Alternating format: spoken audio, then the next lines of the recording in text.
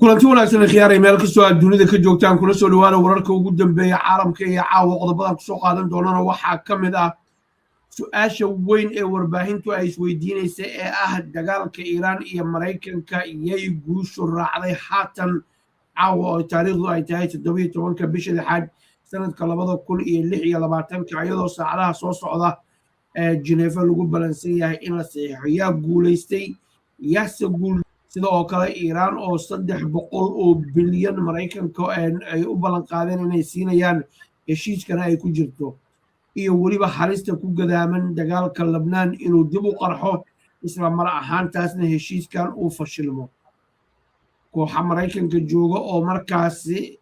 siyaasadaysan u abaabulan ayaa aad iyo aad u ololeynaya ayaa lagu soo warramayaa in ay markaas arrintan si siyaasadeed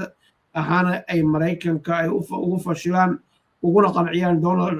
dhinaca Maraykanka ay ka fashilaan isla mar ahaantaasna Trump ay ku qanciyaan inuu dib u eego wada xaajoodku Iiraan la geliyo si aan waxa ogaano daawadayaal falanqeeyaha weyn siyaasadda caalamka ayaan barnaamijka ku soo marti qaaday oo waqtigiisana aad iyo aad uga mahad celinayay intaasna aad weydiinayseen oo lahaa aawo dayib soo dhawow salaam ya walaalkay maalin wanaagsan waa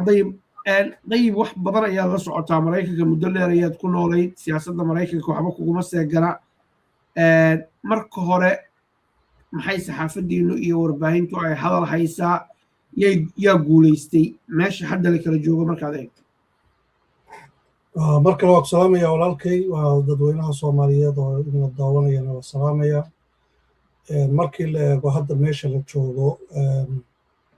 waxaa guulaystay Iiraan sidaynu dhowr jeer ka dhawaajinay ama aynu halkan ka sheegnay dagaalkan ujeedooyinka ugu waaweyn oo lahaa oo Maraykanku uu ka lahaa iyo Israa'iil kumay guulaysan oo ahayd inay dowladda hadda jidha bedelaan inay nuclearka maaragtay ama baabi'iyaan ama soo qaataan ama maaragtay Iiraan ay ka tanaasusho iyo maaragtay inay Iiraan nidaamkan hadda ka jira oo 40 jirsaday uu meesha ka baxo kulligeed marka kumay guulaysan Iiraan hal ujeeday lahayd ujeedadaasna waxay ahayd kow inaa dowladda hadda jidha iyo nidaamka jira uu badbaado deterrent ay sameeyaan waxa afka qalaad lagu yiraahdo mar dambe inaan dib loogu soo noqon marka hadda waxaa muuqata muddo dheer ka bacdi Maraykanka iyo Iiraan waxay ku heshiiyeen qodobada dhowr iyo tobanka inta badan Iiraan wax commitment oo ay samaysay oo hadda laga wada hadlayo la leeyahay waxa iyo waxaasay ka tanaasushay waxa iyo waxaasna way samaynaysaa ma jiro Maraykanku laakiin waxaad moodaa commitment inuu sameeyey Iiraan dhaqaalihii burburkii gaaray magdhow in laga siiyo lacagtaas ama ha noqoto lacag markii hore Iiraan ka xayirayd oo aysan access u lahayn ama ha noqoto mid wadamo kale ay investigaysanayaan oo dib u dhisayaan waxyaalihii kaabayaasha dhaqaalaha ahaa oo mashaakilku gaaray labadaba midkoy doonto ha noqotay lacag 300 bilyan halkan looga dhawaaqay in ay Iiraan gaari doonto sidoo kale markaa qodobada akhridid waxay sheegayaan Iiraan in sovereignty-geeda madax bannaanideeda la ilaaliyo Maraykanka iyo cid kalena ay isku xadgudbi doonin midda kale oo ku jira meesha waxaa weeye in qolada kale dowladnimadeeda iyo wixii arrimaheeda gudaha aysan wax luga ku yeelan doonin ama aysan faragelin doonin oo arrinta sidii revolutionkan hadda Iiraan u dhashay 1970gii bilowgiisii Maraykanka iyo dowladaha reer galbeedku waxay ku hayeen hujuun isdaba joog ay rabeen inay ka takhalusaan nidaamka hadda jira hadda marka Maraykanka iyo waxay heshiiyeen iyo Iiraan in aan qolada kale aysan faragelin doonin waxaad marka muuqata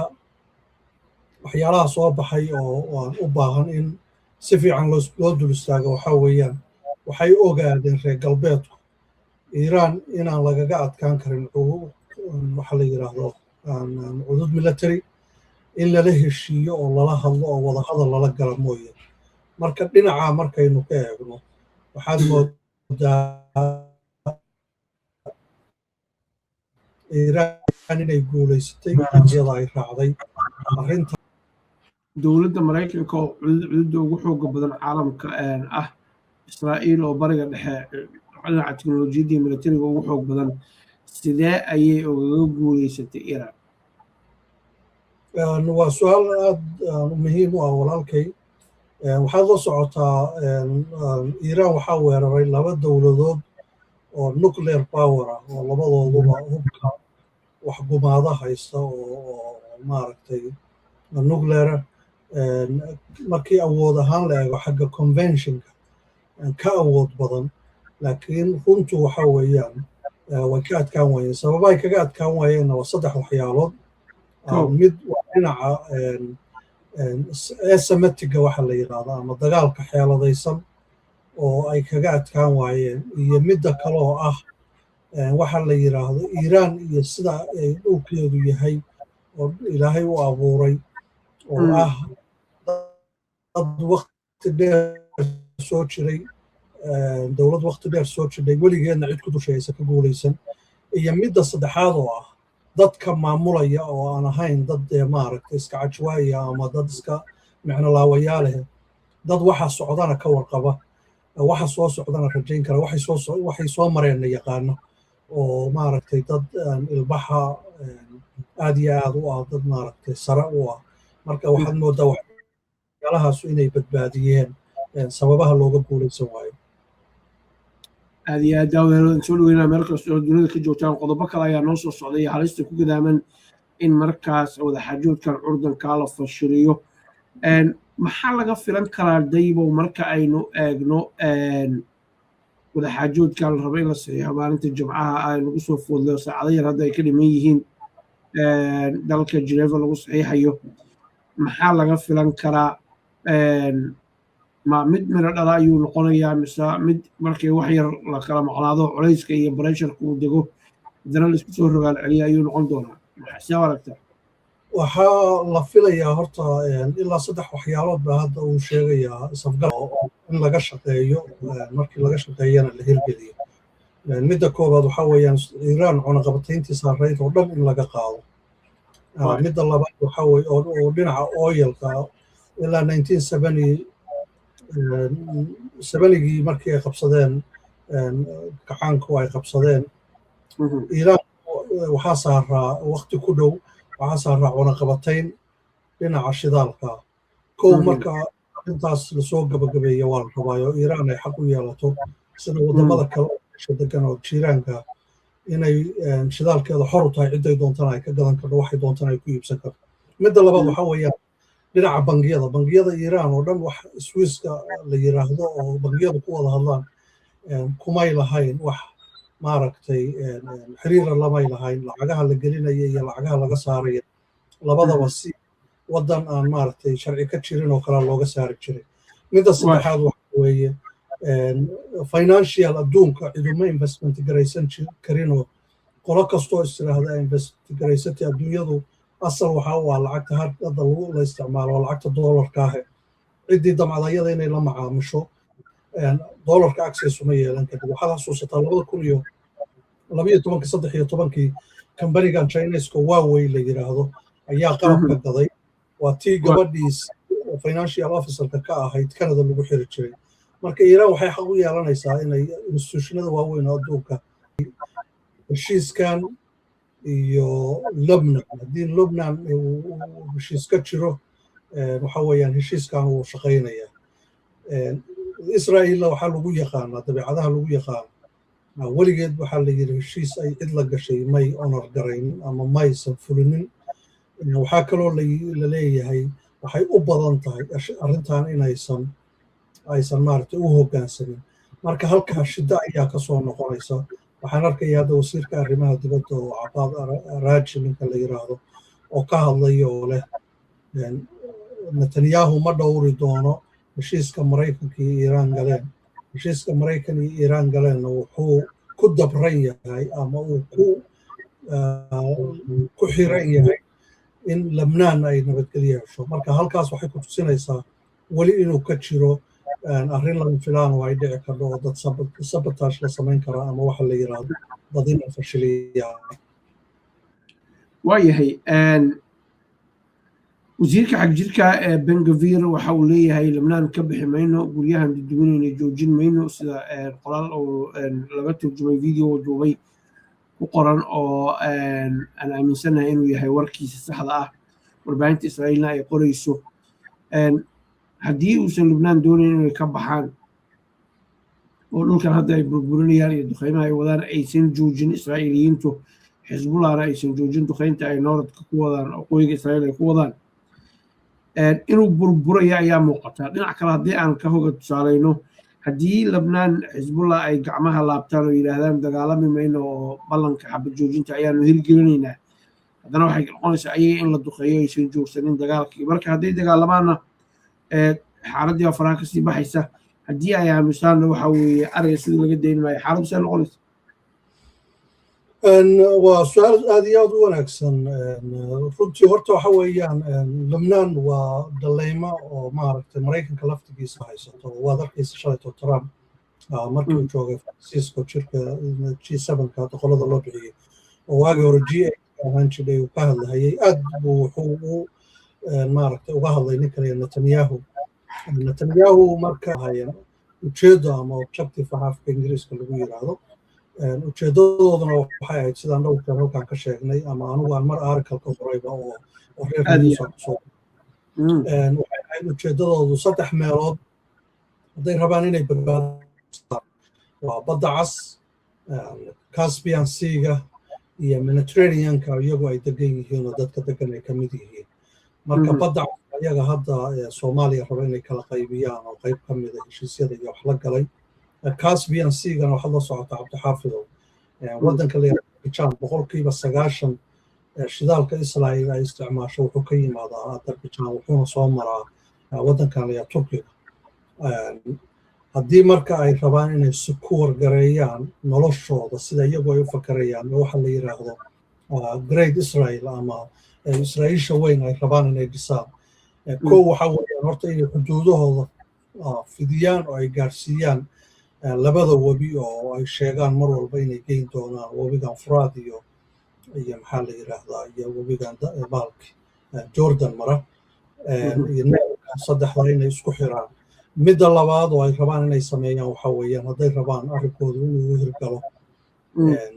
baabul mandabna inay secure gareeyaan ama xoog ku qabsadaan ama xeelad ku qabsadaan inay baabul mandab saameynta ugu weyn ku yeeshaan sababihii loo kala goynayay Yaman oo Sacuudigu ka hortagay oo Imaaraadku ka shaqeynaya qolada goosatada reer koonfureedka oo Imaaraadku taageeri jiray Sacuudigu meesha ka saaray sababahay wadeen waxay ahayd Israa'iil inay base u noqoto meeshaas oo ay ka maamusho baabul mandab laakiin hadda waxaad moodaa inay meel ka fiican heleen oo qolo maaragtay rabta inay la dhiil garayso hadda nimankan Somaliland xukumaa iyo dhinaca shidaalka oo ay ka hadlayaan maaragtay hadday rabaan shidaalkooda inuu secure noqdo waa inay qabsadaan Caspian Sea-ga marka inta Iran jido oo ay daris la tahay iyagu uma arkaan Turkigu inuu trade ku yahay waayo Turkigu inta badan masaariixda wadamada islaamka kama shaqeeyo markii islaamka la qaybsanayo 1800 xoogaagii uu musuq jiray dowladii Cusmaaniyiintu waxaa la aaminsan yahay taariikhda waddanka inay ahaayeen dadkii maaragtay daawadayaasha ka ahaa oo aan ka hortagin reer Yurub inay wadamadan ama qaybiyaan ama ay qabsadaan haddeer wax weyn oo ka duwan oo ay samaynayaan ma jiro waagii hore waxaa lagu shaqayn jiray motivationka ama dhiirigelinta Erdogan iyo sida uu fakarayo iyo xisbigiisu laakiin waxaad moodaa odagiina inuu daalay dadka la shaqaynayaan ay sadana badan ka ahayn wadamada islaamka marka Israa'iiliyiintu ma arkaan inay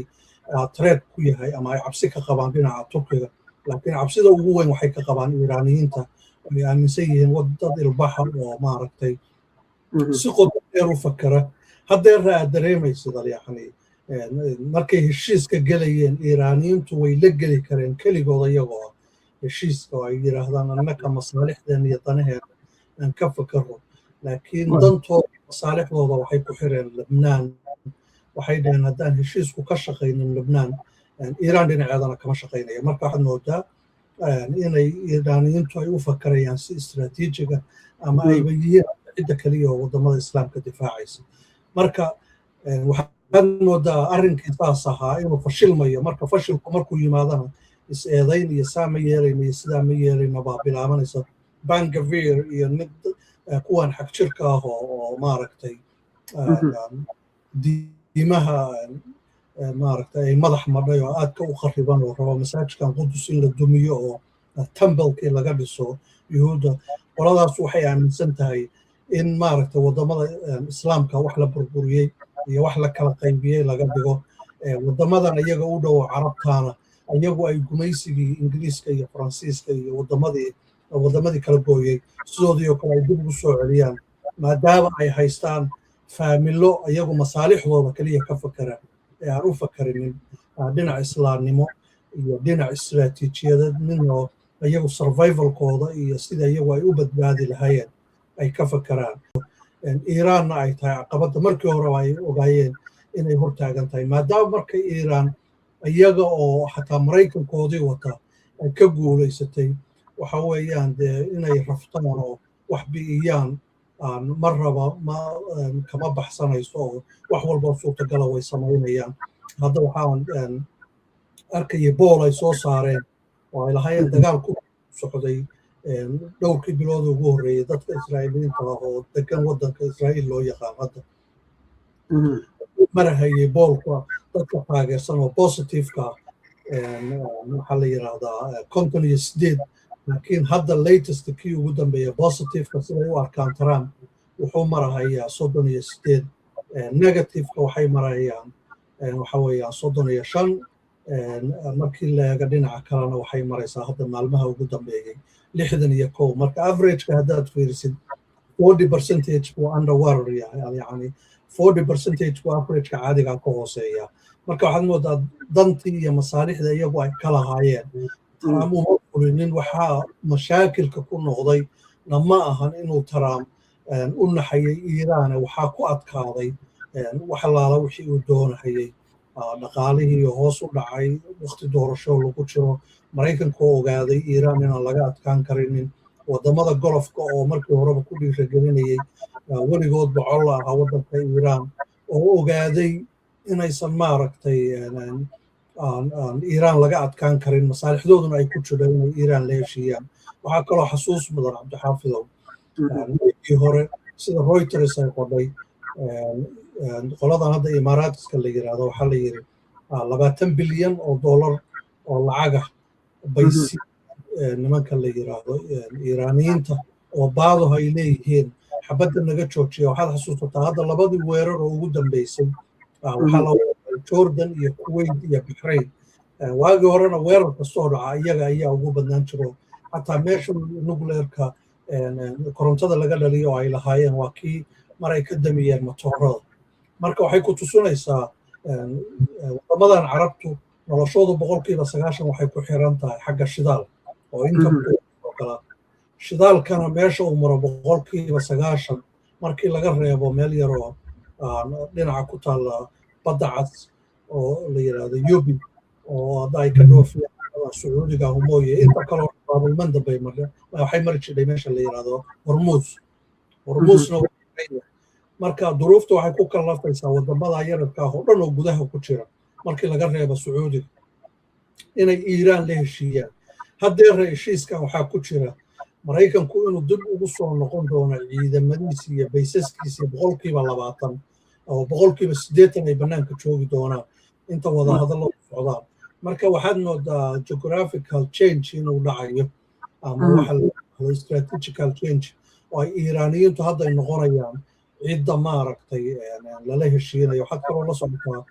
Cabdixaafidow wiigagii ugu dambeeyey waxaa joogay waddanka Iiraan qadariyiin ka socda wadamadan GCC-da la yiraahdo oo carabta ay ku midowday waxay u ballan Iiraan inay investment garaysan doonaan hadday dagaalka joojiyaan awalna waxay ahayd wax lagama hadlaan marka waad dareemaysaa sida wax isu bedelayaan iyo quwadaha soo baxaya iyo Iiraan say hadda u noqonayso